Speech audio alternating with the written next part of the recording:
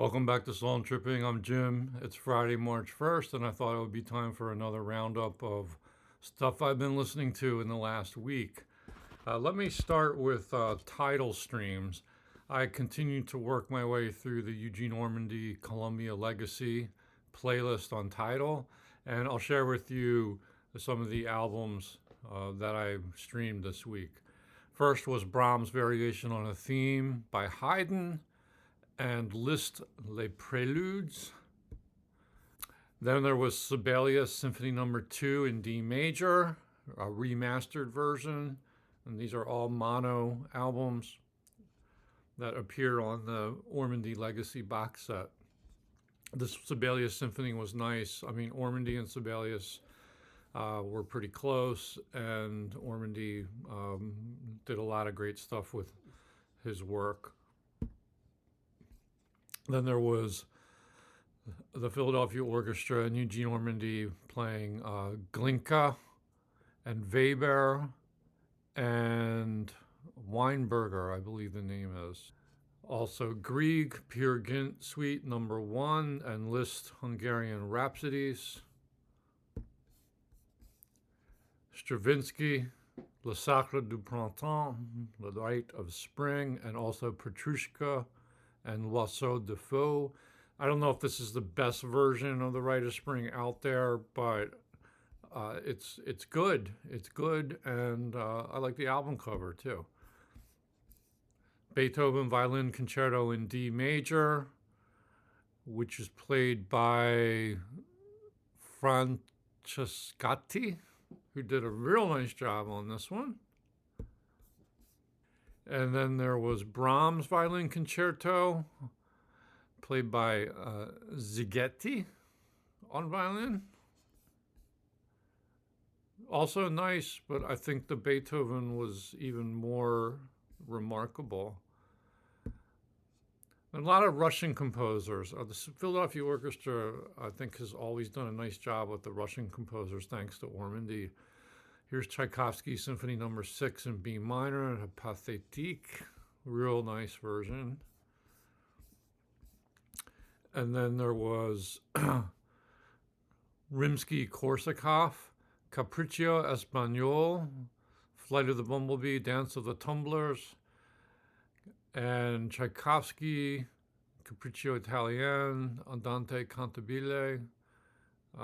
Nice album, and again, a real kind of impressive album art. Sometimes that helps.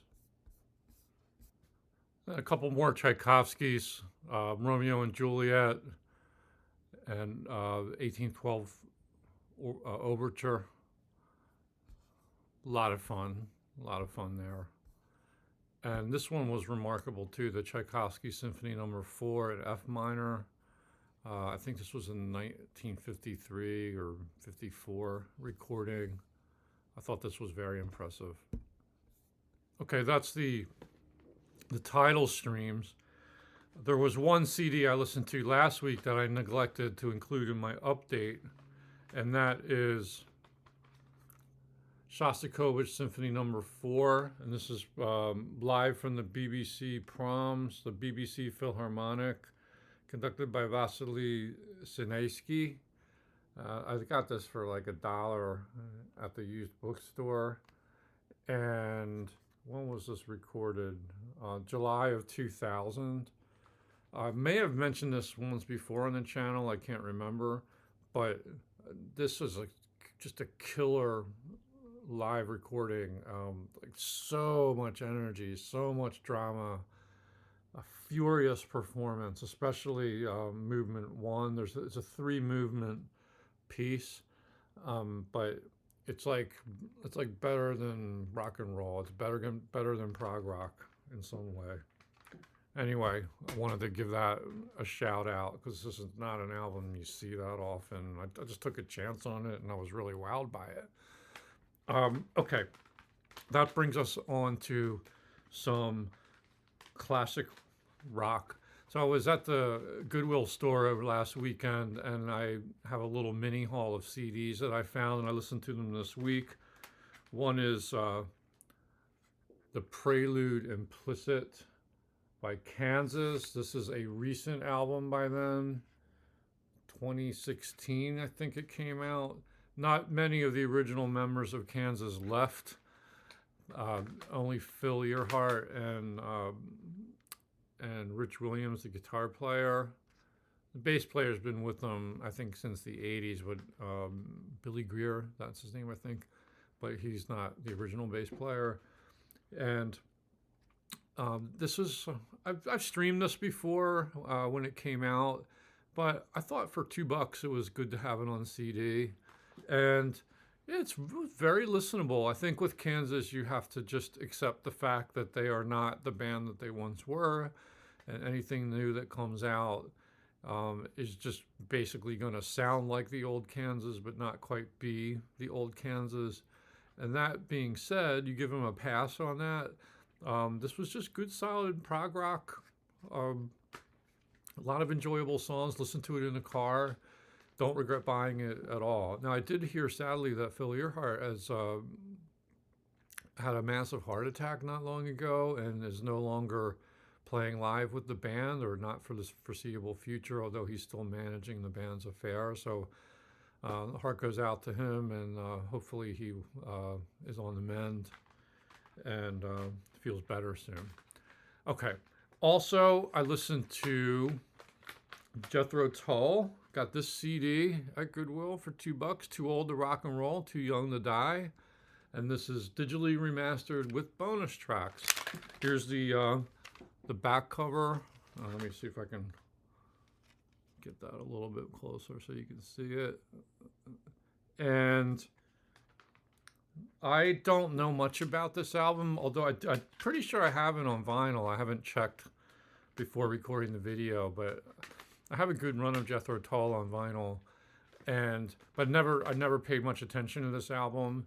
But I found this, I listened to it a couple times this week, and very good, very good. This was recorded, I think, in 1976, and it might have been released in 77. And it's just good classic Jethro Tull. What are you gonna say? Like, I was happy to find it.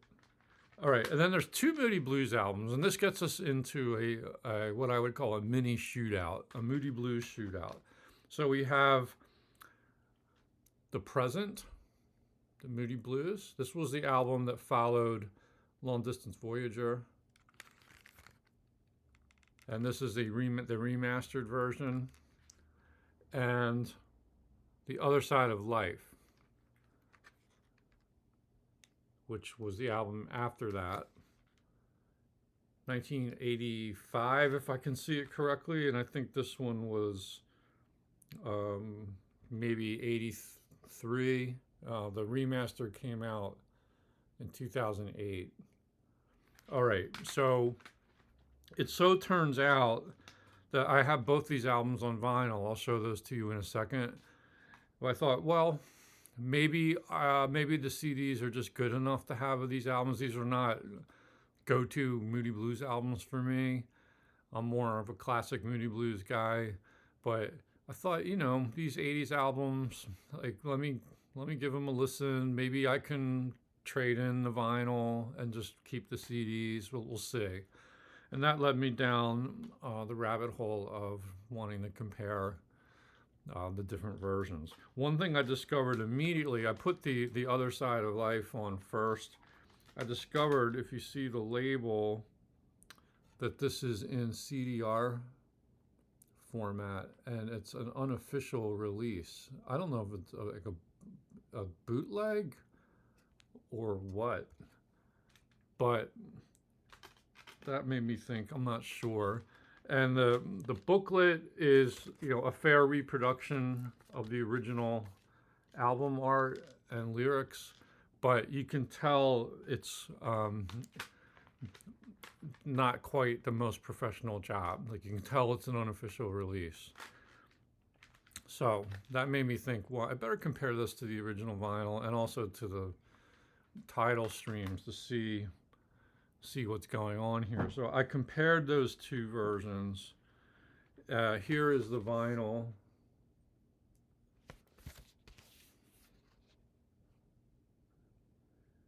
the one big single off of this was Your Wildest Dreams, which I like that song. That brings back happy memories. There was a music video back in the day when I was watching a lot of MTV. Nothing I'm proud of, but we were all young and foolish, and that's what we did back in the day, was watch MTV. But this had some chart action. It was pretty successful for them, and it's a nice sort of nostalgic song. I connected to it, and I still like that song. It's just good, sort of like synth pop. There's a lot of typical '80s production on here. Patrick Moraz is all over this album, possibly to the detriment of the Moody Blues. I don't know how you feel about his contributions, but the more I listened to it, the more okay I was with it. Like there's some stuff here that's they're responding to what was going on in pop music of the day, the new wave and the techno pop and synth pop, whatever you want to call it, and they're trying their hand at it. And there's a lot of nice background vocals on the album. I don't think the songs are particularly like super strong, but it's listenable. It's okay. Now, what I did find in my mini shootout was in the CD versus vinyl. The vinyl was better for my money. And it could be because this is an unofficial release, and I listened to it on Tidal as well. And honestly, there wasn't a whole lot of difference between what I heard on Tidal and what I heard here. Maybe the Tidal's a little bit better. So then that got me to wondering, well, what do I do? So this album art package, like the sleeve's in great condition, and you get the the lyrics sheet and all that. It's an okay package. The album, the vinyl's in good condition. I did think that this won the shootout for me. It's a pretty nice sounding record for an '80s production. And I thought, well, what do I do? Like, I'm thinking maybe I should just trade this unofficial CD in, because this versus the title is just as good, if not better. And the album art is not as nice as this. And even though this is not an album like I'll listen to a lot, for the time being, I'm reluctant to get rid of it. Okay, so let's move on to the Present by the Moody Blues. Here is the gatefold vinyl cover. I like this album art a lot. It's evoking Maxfield Parrish, but it's got this space theme going for it. And here's the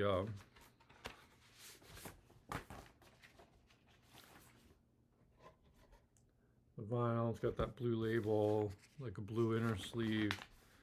The packaging on the vinyl definitely wins the day.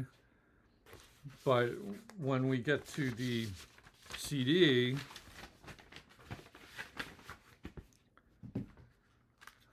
with this remastering, Justin Hayward had a hand in the remastering for this one.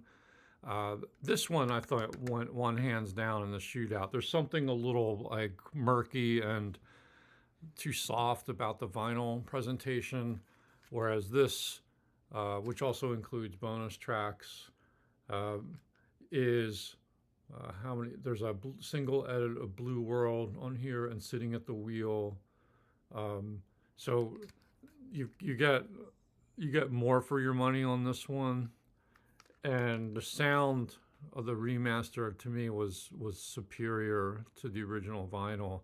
So this is the one sonically to keep, and it has a nice booklet inside with like lots of band biography information and so forth. So the liner notes are good on this. But boy, if I was to get rid of the vinyl, I think I would miss that cover, which is in very good condition. And I think I'm in a quandary here. I had planned to get these CDs to maybe replace the vinyl, but for different reasons, I think I'm just going to keep the vinyl for the time being. And I'll keep that CD of the present, which I'm assuming I'm pretty sure you can hear that on the streaming services as well. So that might be redundant to have that on CD, but I really like the sound of the CD.